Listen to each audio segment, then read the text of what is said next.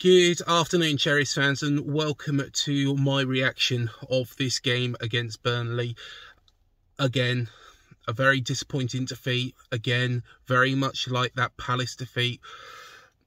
We need to really turn this around and quickly, because we have got 3 games coming up, which I think the owners will be expecting a minimum of 6 points from.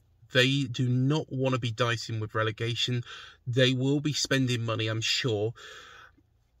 But yesterday and the Crystal Palace game cannot happen anymore. We need to actually be able to turn this round quickly and effectively. Looking at the Burnley game, we was all full of a bit of optimism. This is a game which, is a free hit to actually get ourselves back to effectively winning ways and breathe confidence in for that 6-pointer against Brentford, who are a side who are in very good form. They're a very decent side. They are Ivan Toney-less at the moment, so that possibly could play into our hands. But let's not look at them. Let's look at us. And from the off yesterday was very, very poor. Sinetti, I don't know what he was doing around the 5th minute. That ball out was terrible. He passed that ball out. He didn't know where it was going. He didn't know who it was going to. And it went to the Burnley man, and it made it so simple. He couldn't get back in time before Benson actually put that home for Burnley. So very, very disappointing. We did see the other side of Burnley, though, as well, and probably something that they and Vince and company will probably be looking at doing something about, and that was, you never pass a ball across a box. That is one of the fundamentals of football. You don't pass it across the goalkeeper, who was already in a position, which was going to make it difficult for him. It was an easy goal for Christie, but we got the equaliser. We thought, right, okay, we could do something. Hopefully that will rattle them. No, instead of putting them under pressure, they put us under pressure. And what happened next was Lewis Cook, who is very dependable, who is somebody who, doesn't normally put a foot wrong, made an absolute terrible mistake at the back, which, again, Burnley capitalised on. They're top of the Championship for a reason. The Championship is a good division, as we've seen.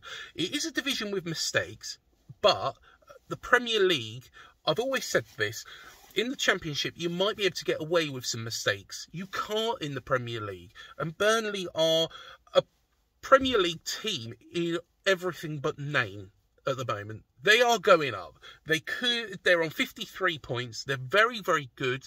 And I think they've only lost 2 games all season. So it shows what direction they're going in. Made it easy. Zahori, he didn't really have to do much. Travers again beaten. Could possibly done a little bit more. It is debatable. And then the third one was, a good bit of skill from Burnley, a good bit of attacking presence. And Billing shouldn't really have the ball going through his feet like that, but it is what it is. And we went into the break 3-1 down, really questioning, what are we doing? How do we put this right? What Gary O'Neill did at half-time is very much akin to what Jason Tindall did in those games and in his last 2 games against Reading and also Sheffield Wednesday. The Sheffield Wednesday game was the game where he was sacked after that, and it seemed a panic decision of bringing on 3 substitutions. Admittedly, it nearly works because, of course, we actually managed to get a goal back. Solanke, who was at no fault during the game, he was having to feed off scraps, did a good bit of work, managed to get the ball under control, tried to chip the goalkeeper saved it, and then he managed to head it in from the rebound. Great. 3-2, possibly winnable game. We can turn it round from that sort of position, especially against a team who are in a division below. No.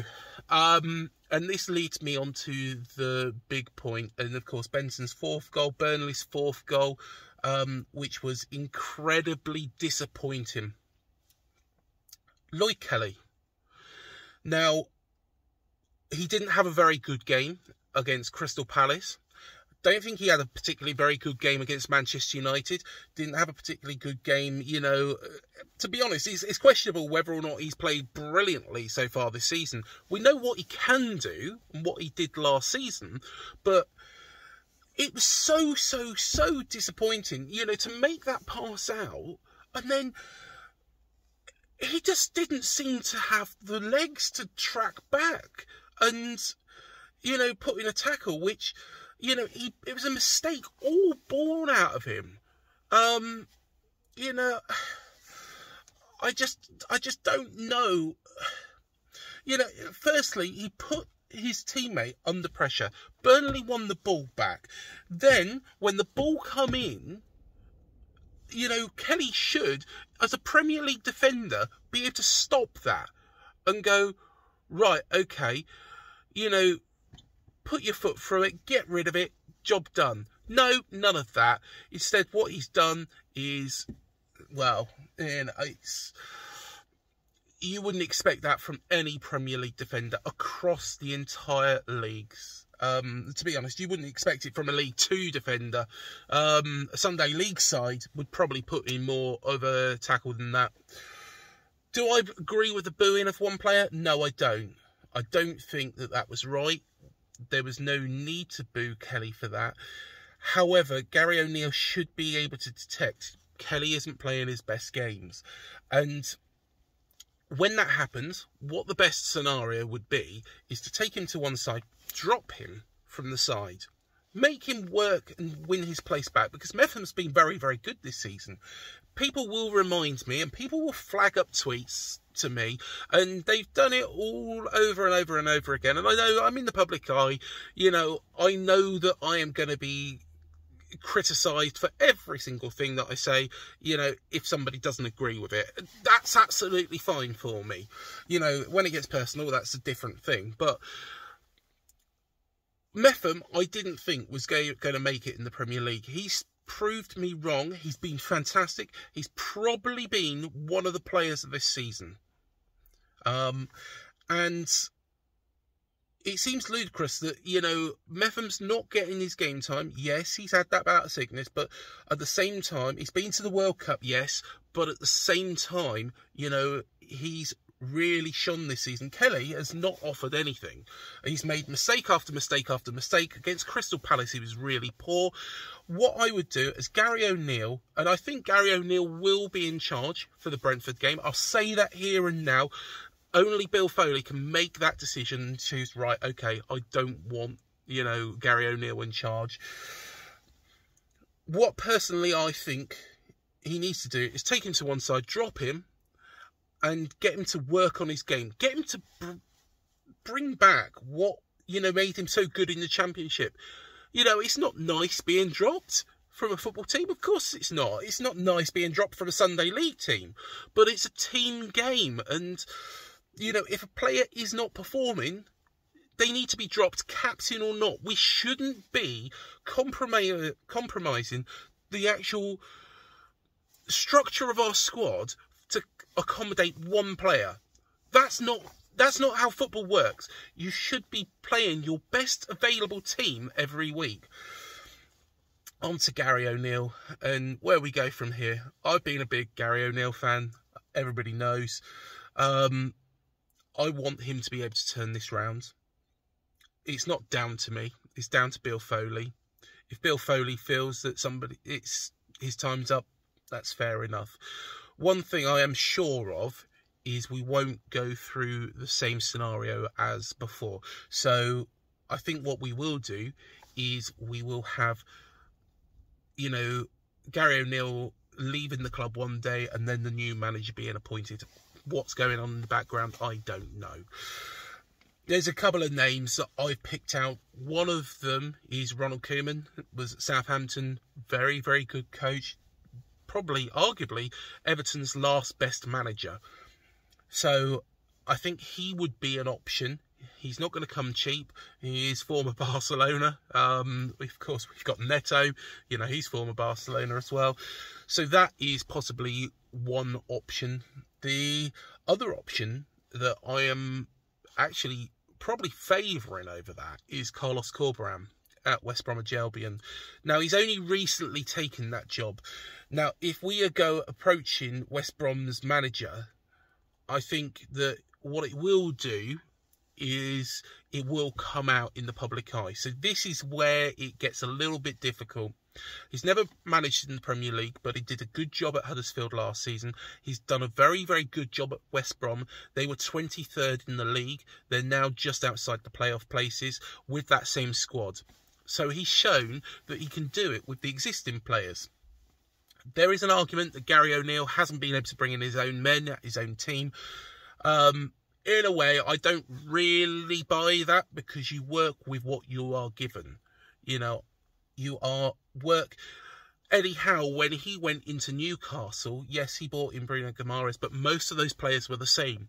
You look at Joe Linton and what he did with Joe Linton, how he revitalised that player. That's what managers have to do. Gary O'Neill has been thrown into the deep end. I am still right behind him.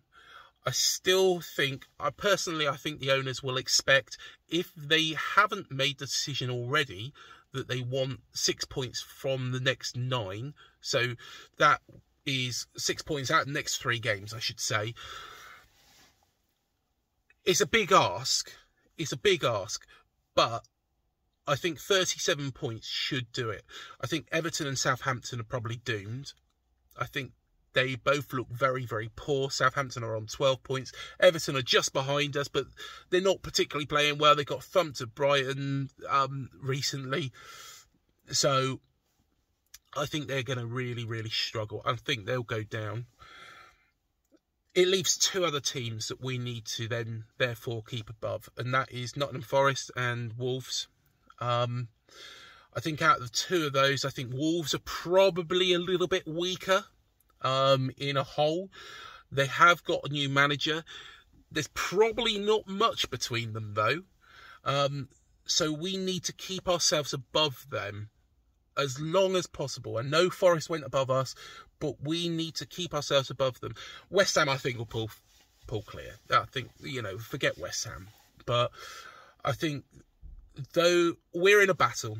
We're in a battle with those 4 other sides. Leicester might get pulled into it. I don't think they've been particularly very good, but I think, personally, I think they probably just got enough on the pitch. I think they'll probably get rid of Brendan Rodgers at some point as well.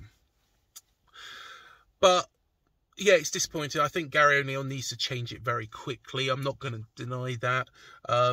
I am right behind him. He's a lovely, lovely man. I've met him personally.